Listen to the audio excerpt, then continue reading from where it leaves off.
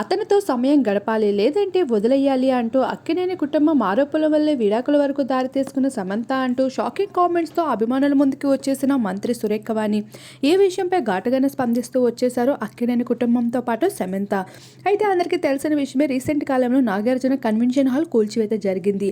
అయితే ఆ కూల్చివేత జరగకుండా ఉండాలి అంటే శామ్ నాతో గడపాలి అంటూ కేటీఆర్ అడగడం, ఆ విషయానికి నాగార్జున డీల్ ఒప్పుకోవడం, కానీ ఆ డీల్ని సమంత రిజెక్ట్ చేయడం వల్ల అక్కినేని నాగార్జున సమంత నాగచైతన్య డివోర్స్ వరకు దారితీశాడు అంటూ వార్తల్లో నిలుపుతూ వచ్చేసింది మంత్రి సురేఖ వాణి.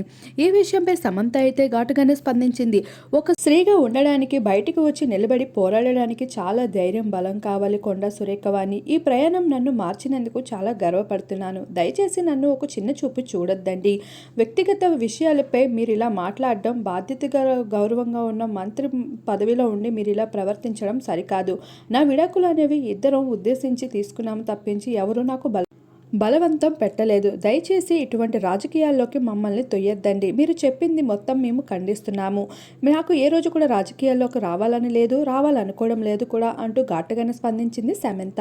మరొక వైపు అక్కినేని నాగార్జున కూడా అదే స్పందిస్తూ వచ్చేశారు. రాజకీయాలకి దూరంగా ఉండే మేము, మాలాంటి సినీ ఇండస్ట్రీ వాళ్ళని ఈ విధంగా మీరు అబద్ధాలు మాటలు చెప్పి మా కుటుంబాల పరువులు తీయడం సరికాదు. దయచేసి మీ మాటల్ని వెనక్కి తీసుకోండి, లేదంటే మేము ఊరుకునేదే లేదు అంటూ నాగార్జున కూడా ఘాటుగానే స్పందించడం జరిగింది. అయితే కొండా సురేఖ వాణి ఈ విధంగా స్పందించడానికి కారణాలు ఏవైనా, ఇటువంటివి స్పందించడం పైన నాగార్జున అయితే కఠినంగా ఖండిస్తామంటూ తెలియజేసుకున్నారు.